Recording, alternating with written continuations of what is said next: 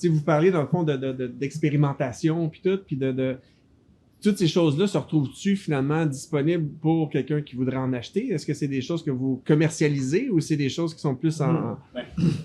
Il y a comme deux plans. Il y a d'une part la réalité de ce que Julien fait, concrètement de produire des choses pour que les gens y aient accès. Puis via des modes d'accès vraiment, j'ai envie de dire, différents puis sains, via des pièces de zéro déchet, puis tu sais, comme dans les marchés de proximité où tu as des commerces plus ciblés. Puis moi, ben, c'est plus, j'ai envie de dire, plus le volet recherche et développement, où je m'intéresse maintenant à tel type de sport, à la banque génétique de tel type de moisissure ciblée qui appartient à telle tradition, mais inoculée sur un grain d'ici. Puis là, comment est-ce que ça peut entrer en combinaison avec les fermentations qui sont déjà présentes dans le territoire puis qui sont intéressantes pour les gens? Parce qu'il y a des choses, tu sais, le kimchi, il y a 10 ans, on ne saurait pas de quoi on parle. Le miso, il y a 15 ans, on ne sait pas de quoi on parle. Tu sais, il y a des gens qui ont vraiment fait beaucoup de défrichage pour qu'on puisse connaître, avoir accès à ces produits-là. Puis c'est là-dessus qu'on peut s'appuyer pour avancer. Si demain matin, on faisait une mise en marché pour le meilleur tofu fermenté dont on parle, ben, il a beau être disponible à l'épicerie, personne ne peut l'acheter. Tu sais, c'est parce que même si on parle d'une construction lente, ben, c'est aussi un rythme lent dans l'appropriation culturelle de ces produits-là. C'est ça, c'est une culture, c'est un double sens de culture. Tu sais, c'est ça. Il faut cultiver, dans le fond, la connaissance puis l'expérimentation. Les gens se l'approprient. Tu sais, dans le fond, les goûts aussi, tu sais, de dire, OK, tu sais, c'est comme tu dis, tu sais, dans le fond, on peut mettre un produit sur les tablettes, ça veut pas dire que les gens vont l'acheter. Puis le goût, ça se construit, tu sais, nous autres, il y a bien du monde qui sont comme, hey, je mangeais jamais piquant avant, tu sais, genre Zana, tu sais, qui est comme, ah, je mangeais jamais piquant, maintenant je mange piquant, parce que les sauces de Symbiose, genre, tu sais, comme, ça goûte le piment, le poivronné, c'est pas trop piquant, c'est savoureux, puis là, tout à coup, ben, ah, je vais essayer un peu plus piquant, moi. Ouais, tu sais, fait que les saveurs, ça se développe, tu sais, ça se cultive, fait que, oui, tu sais, sortir un genre de radis misozuke, ça peut être intéressant. Après ça, il y a vers qui on amène ça. Nous à Symbiose, ce qu'on développe beaucoup, c'est le réseau, la relation directe, puis comme je peux savoir à qui amener un pot de radis misozuke, puis qui va faire « Oh my God! » Tu sais, ça, comme j'en veux. Fait que là, de développer, mettons, à dire « OK, on en fait tant de kilos par année, on fait développer ce style-là, on l'amène dans l'assiette, dans le terroir, dans la communauté, puis là, tranquillement, les gens, ils en font à la maison. Puis, tu sais, c'est ça aussi, c'est que la différence entre le côté, mettons, tu sais, comme nous, on a, oui, le volet commercial, même si on implique la communauté, tout ça, il y a cet aspect-là où est-ce qu'on peut pas trop partir en couille de dire, on veut tout faire, tu sais, faut comme se limiter un petit peu à ça, tu sais, parce que sinon, on a trop de gestion d'inventaire, ça finit plus. Tandis que dans le côté comme plus fermentation maison ou comme économie familiale, tu sais, faire de la fermentation à la maison, c'est économique. C'est une belle manière de comme aller chercher un pouvoir sur son alimentation, sur la saisonnalité, sur tout ça. Puis chaque famille, tu sais, au Japon, a son terroir familial, a son goût de miso, a son goût de kimchi, tu sais. Fait que c'est la même chose ici dans nos familles, tu sais, le pain, tu sais, à l'époque, le yogourt, le fromage, avait toute sa saveur familiale.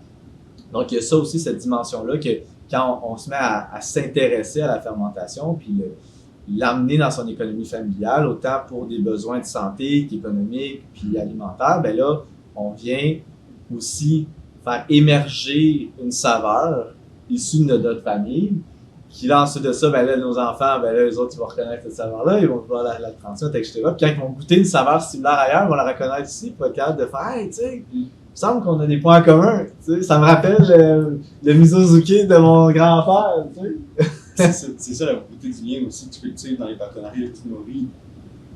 Comme, moi, parce que jusqu'à maintenant, j'ai pas vu d'autres entrepreneurs fonctionner comme ça, c'est un modèle qui est à répliquer, là. Mais, tu sais, moi, je pense à, mettons, parce que, tu sais, on pense à la vague du kombucha qu'il y a eu au Québec avec Rise Kombucha. C'est du bon kombucha, mais si je vais prendre mes deux jambes, cueillir de l'écorce de bouleau, cueillir du méric baumier à la main en hiver à une période donnée où je peux avoir juste l'écorce de l'églantier puis de l'aubépine pour me faire un kombucha maison, mais ça va être significativement meilleur. Mais je peux pas m'attendre à ce qu'aucune personne responsable dans une entreprise mette ça sur pied.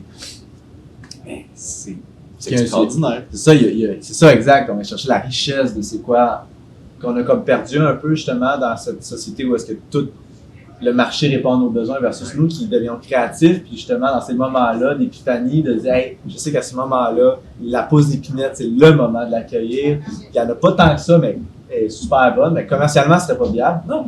Mais au niveau de l'économie familiale, ben, ça fait partie du terroir, ça fait partie de la culture, de dire ah oui, cette famille-là, il y avait telle recette, que c'était bon. Ça me semble que ça nous manque, tu sais.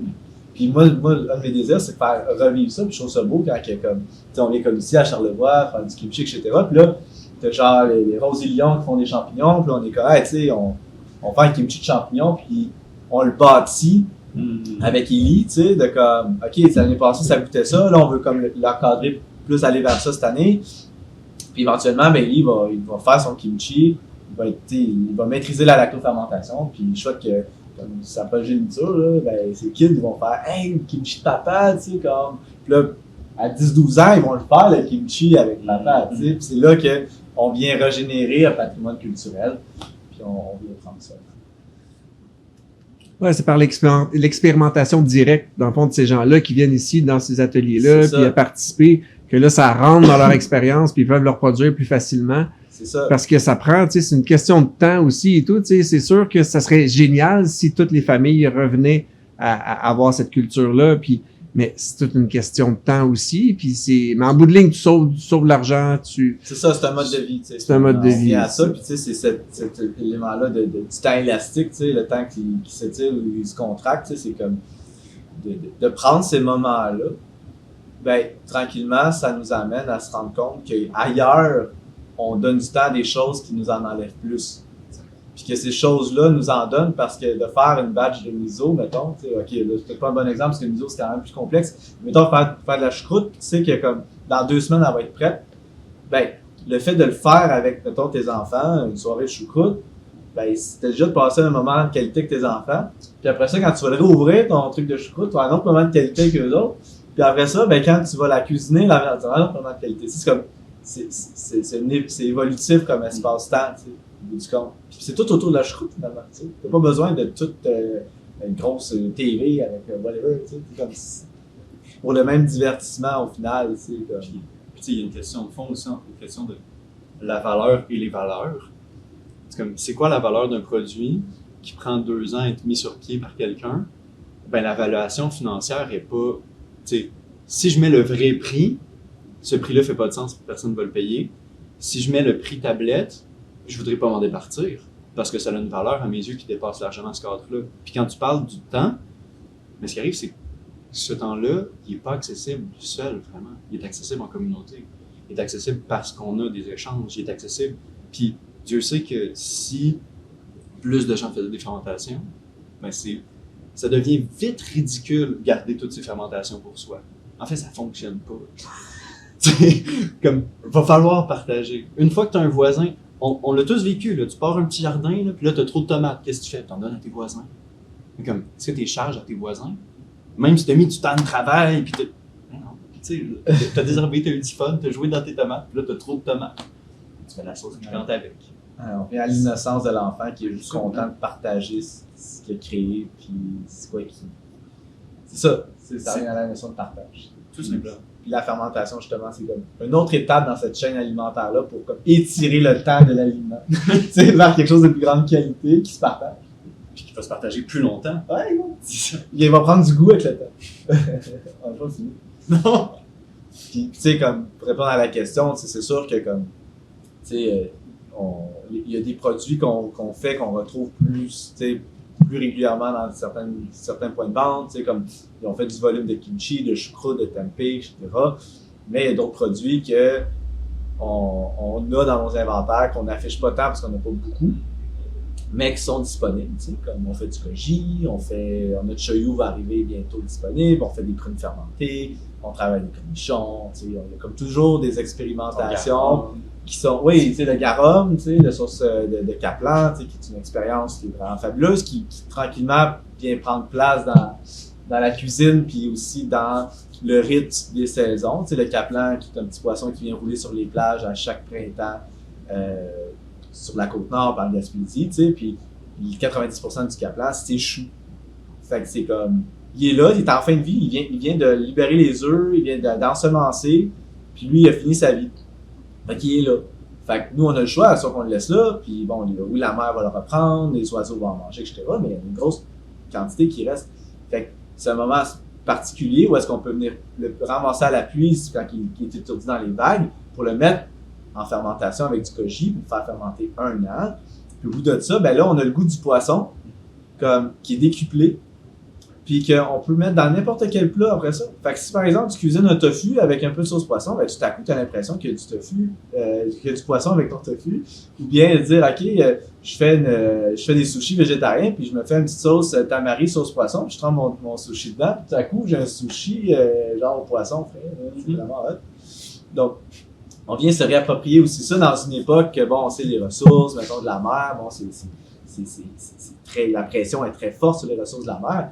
Mais là, on a le petit poisson Caplan qui, lui, par son écologie, ben, il nous rappelle que la nature, des fois, est abondante, puis si on saisit l'opportunité, puis qu'on use assez de sagesse, ben là, on peut décupler l'expérience alimentaire comme tout au long d'une année avec un produit du terroir. C'est ça, finalement, la fermentation.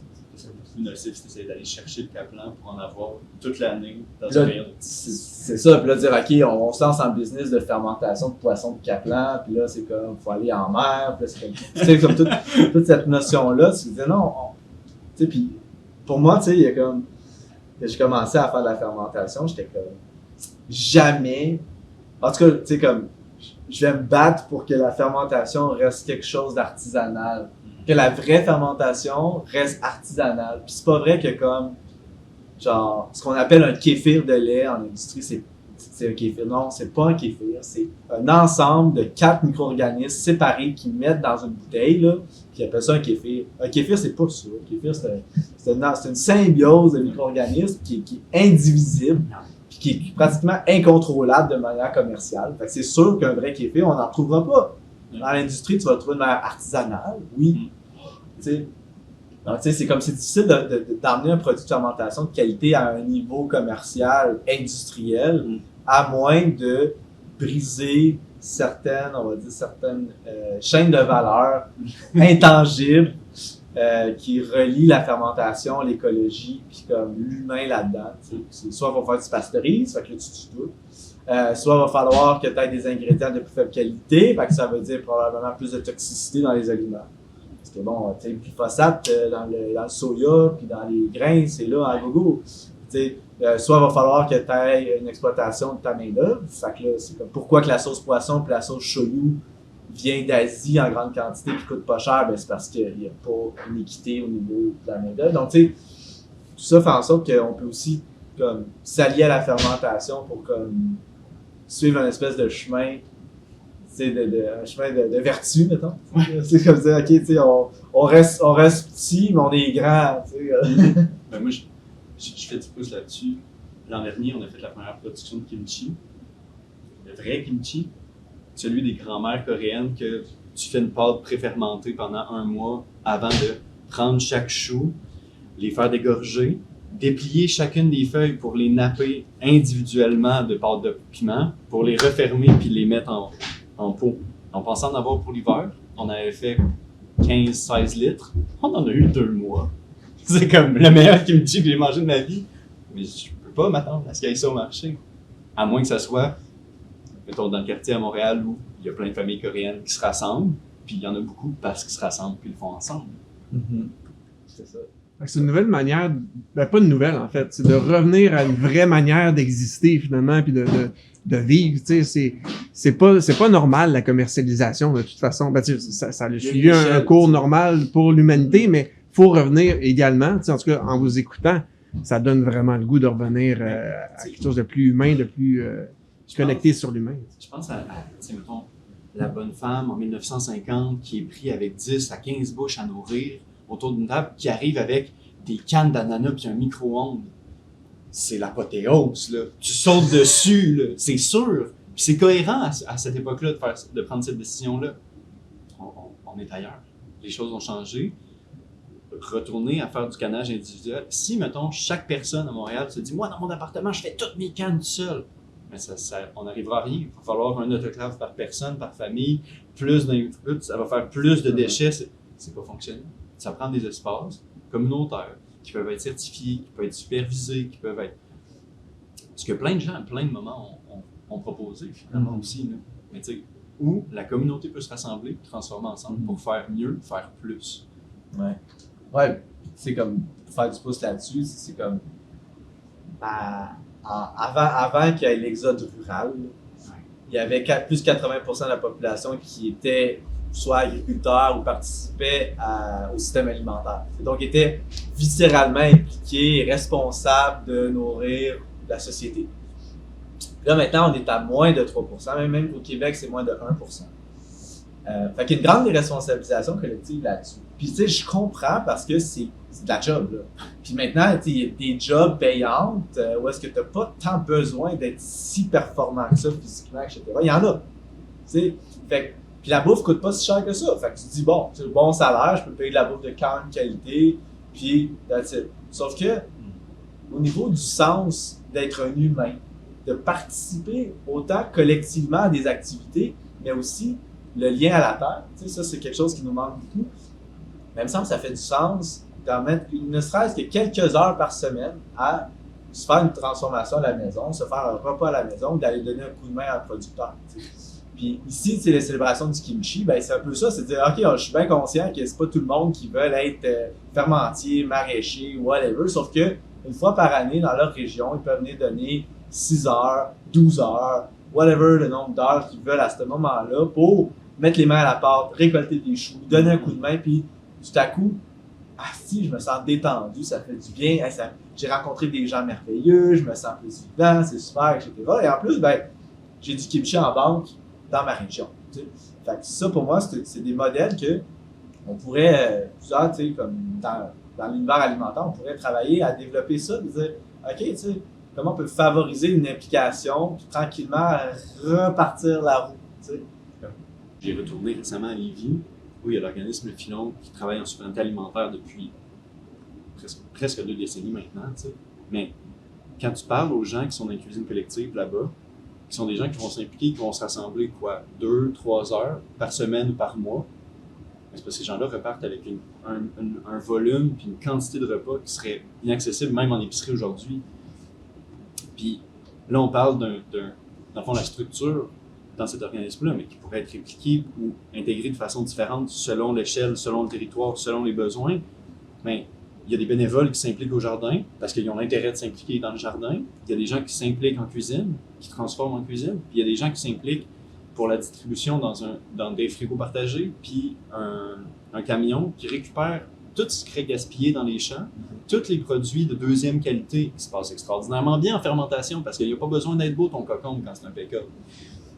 Mais là, ces gens-là, ils ont accès à des prix qui sont réduits. Pourquoi? Parce que c'est une main-d'œuvre bénévole qui avait le goût, qui en bénéficie, qui se retrouve avec des ristournes, parce que là, c'est plus vraiment, tu parlais des métabolites tout à l'heure, ouais. Mais tu sais, comme toutes les formes d'économie alternative autour du fait que j'ai donné du temps, mon temps vaut quelque chose, mais ça ne sera pas nécessairement un salaire que je vais pouvoir rééchanger contre des cannes d'une industrie, ça va être la canne que je vais avoir produit qui va me revenir, puis la finalité, c'est quoi? Si tu travailles pour acheter un repas, si tu travailles pour ton repas, tu économises une étape.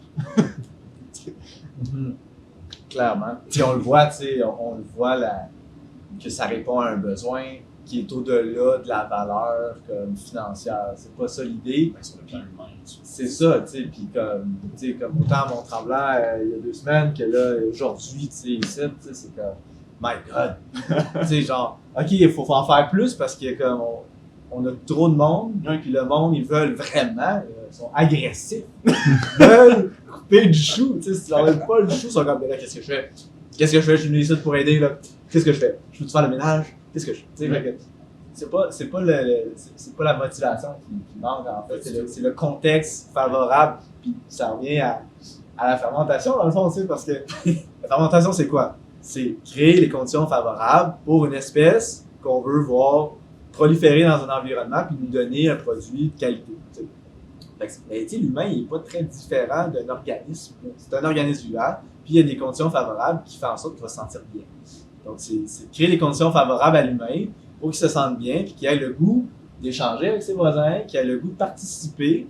Puis au final, ben, c'est un peu ça la célébration du kimchi, tu sais, au bout du compte. Puis si tu essayais de prendre chaque tronçon de carottes puis de choux dans ton pot puis les faire fermenter séparément, ça irait mal.